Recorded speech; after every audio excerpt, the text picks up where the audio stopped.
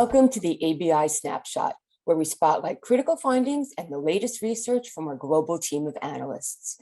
In this snapshot, we're speaking with ABI Research analyst Lucas Stewart. Lucas will answer key questions about his latest report on the global chipset shortage impact on citizen digital identities. Welcome, Lucas. Hello, thanks for having me. Pleasure. So one of the headlines that comes out of your research is that smart credential shipments will return to pre-pandemic levels in 2022. Can you tell us more? Yes, that's right. Despite the chip shortage crisis, the citizen identities market will continue to progress. Not only will smart credential shipments reach their pre-pandemic level at 596 million units this year, but they'll also see significant year-on-year growth thereafter for a forecast 766 million units shipped yearly by 2026. The recovery we're seeing over the last 2 years is most directly linked to e-passport shipments rebounding, forecast to hit 176 million by 2024. This is driven by the restored appetite for passport renewal as COVID-related travel restrictions ease.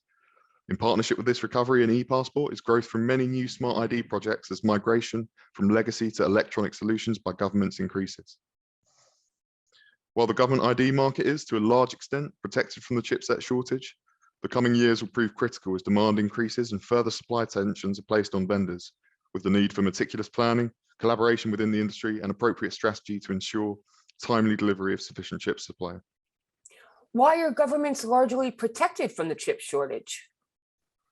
The market is tender-based, meaning contractual obligations exist and these are being fulfilled. The importance of ID in critical citizen services has ensured the priority of continued delivery of credentials by governments.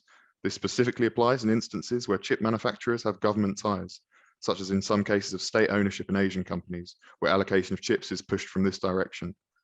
Equally, the lack of an alternative to government ID is recognized, which isn't the case in other areas such as payment and SIM, where digital-first approaches are a possibility.